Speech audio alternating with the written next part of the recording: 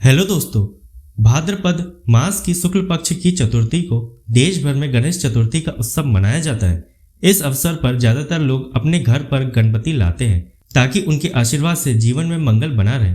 इस अवसर पर बप्पा के भक्त उनकी मनमोहक प्रतिमा चुनकर घर में स्थापित करते हैं।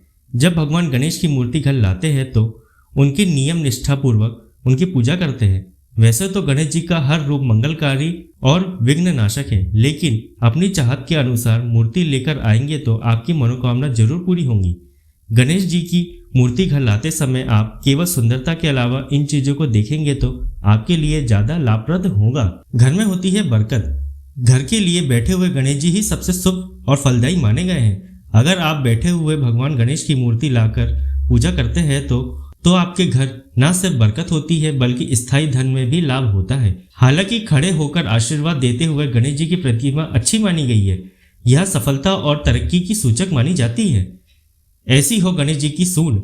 गणेश जी की मूर्ति घर लाए तो सबसे पहले ध्यान रखें कि गणेश जी की सूंड बाई यानी लेफ्ट साइड होनी चाहिए। ऐसी मूर्ति को ही वक्रतुंड माना जाता है। दाएं यानी राइट साइड की ओर मुड़ी हुई मूर्ति की पूजा से मनोकामना सिद्धि में देरी लगती है।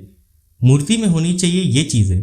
गणेश जी की मूर्ति में उनका वाहन चूहा जरूर होना चाहिए। इसके साथ ही गणेश जी के हाथों में एक दंत अंकुश भी होना चाहिए। गणेश जी के एक हाथ आशीर्वाद की मुद्रा में होना चाहिए और एक हाथ में मोदक होना चाहिए, क्योंकि शास्त्रों में देवी देवताओं का आह्वान इसी रूप में किया जाता है। ऐसी मूर्ति लाने से सभी कष्ट होते हैं दूर।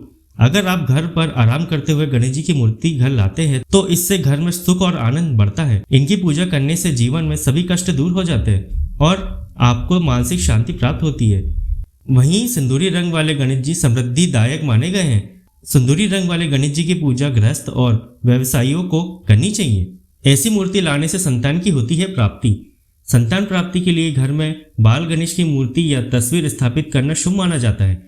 इनकी हर रोज पूजा करने से सभी विघ्न दूर होते हैं और संतान की प्राप्ति होती है। वहीं नृत्य करते हुए गणेश जी की मूर्ति घर लाने से आनंद और उत्साह के साथ उन्नति भी होती है।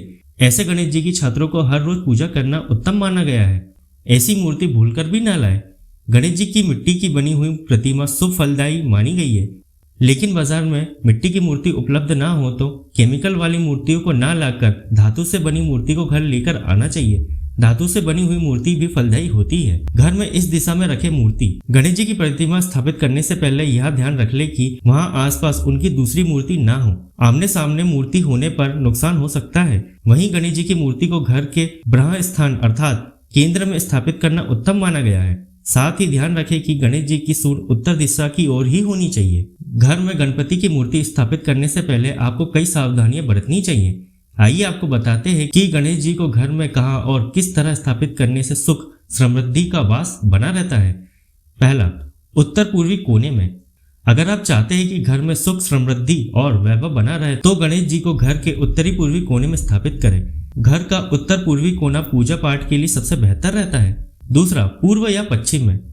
आप गणेश जी को घर के पूर्व या पश्चिम दिशा में भी रख सकते हैं। जिस घर या दुकान में आप मूर्ति रख रहे हैं वहां ध्यान रखें कि भगवान के दोनों पैर जमीन पर स्पर्श कर रहे हो। इससे सफलता आपके कदम चूमेगी। तीसरा, दक्षिण दिशा में ना रखें।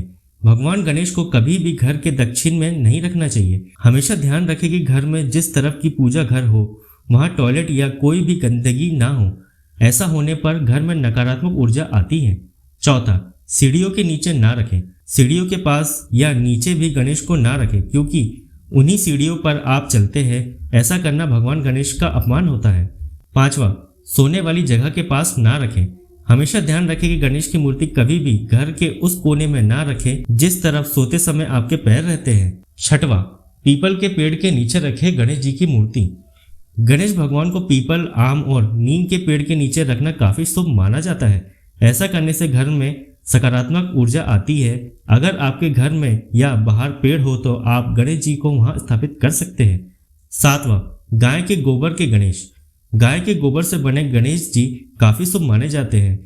इन्हें घर में रखने से घर में दुख कभी नहीं आता है।